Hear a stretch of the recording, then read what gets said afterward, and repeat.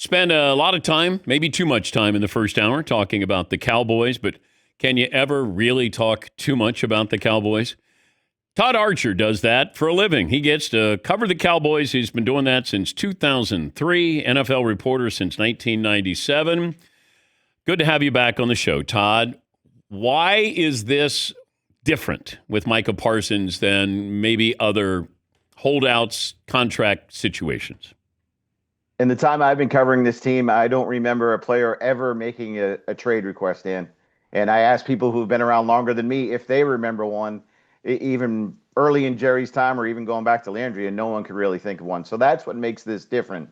Not in Jerry's mind, obviously, because he says to the Cowboys fans, don't lose any sleep over it.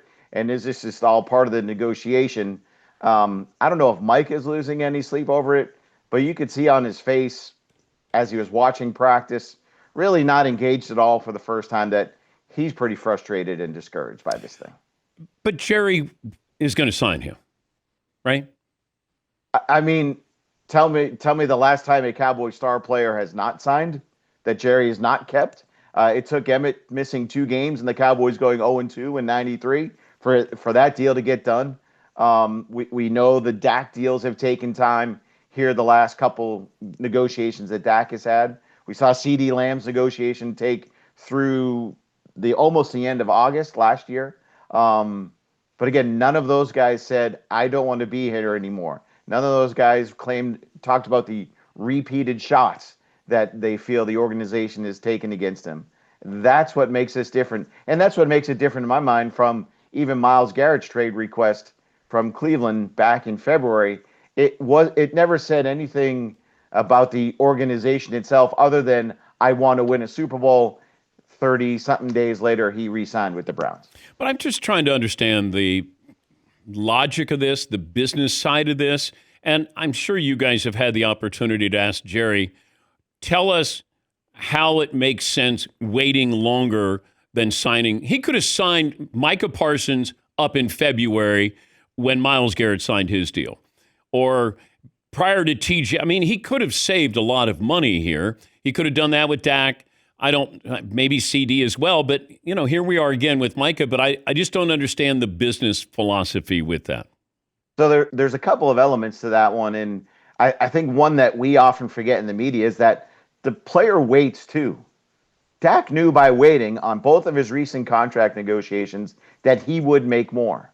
He didn't, you go back to the first contract that he signed, they offered him what Jared Goff and I forget the other quarterback in Philadelphia, that was Carson Wentz, and he passed on it, knowing that something better down the road was going to come, and it did, and he waited on this one. And CeeDee Lamb was not going to sign a contract until Justin Jefferson's deal got done. Now, did it take that the lag time to get that deal done with CeeDee? No. And should it be this hard to get something done with Mike? And no. But Jerry does not view this as a way of, oh, I just took away $2 million in cap space on this year, so no, I can't get this player.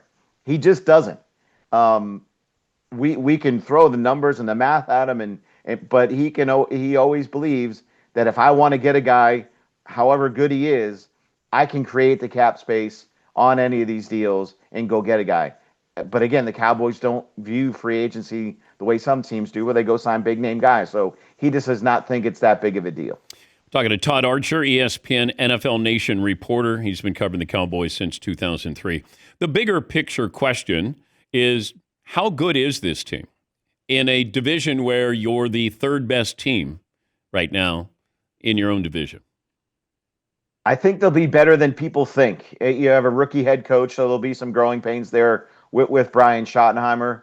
But when Dak has been healthy and played a full season, the Cowboys have been a playoff team and or a playoff contender. Granted, they've not gone to an NFC title game, not gone to a Super Bowl, all that stuff. But when Dak has been healthy, they've played well. Now, Micah, if he misses games, all that stuff, everything changes a little bit. But there's also an element is Micah not going to play? Is he not going to earn $21 million this year? So eventually he will have to get on the field. And I would also point out that in the Cowboys' mind, they've gone through this. They had a franchise Dak Prescott. He played out his contract. They had a franchise DeMarcus Lawrence. he played out his contract. And that's what Jerry was essentially saying to us on Saturday was he has under contract. We've seen guys play their last years before, and he believes if they don't get a deal, that's what will happen again. And the Cowboys can use the franchise tag on Micah in 2026, 2027, and even 2028 if they don't get a deal, if they want to go that route. Does So Jerry? we can talk about this again, Dan. It'd be great. How important is winning to Jerry? That's a great question, and he'll always say it's at the top of the mind. This is the 30th year without a Super Bowl. We'll see what happens this year. But I think there are people that will say the Cowboys enjoy the limelight, enjoy the cash, enjoy being the most notorious team in the league, maybe more than winning, and that plays into Jerry's mindset sometimes. I think he wants to win. I don't think there's a question of that. I think he wants to win his way. They should do a 30 for 30 this year as the 30th anniversary of the Cowboys and look back on these 30 years or the previous 29 years of what went right, what went wrong, all the different movements and coaches. And I don't even know if Brian Schottenheimer can be a head coach. I mean, you're also putting a rookie coach in this situation. And there's a lot of things that it just feels like we're not even looking at the bigger picture of the Cowboys when they get on the football field. It's all this ancillary stuff. Right, and that's the issue, right?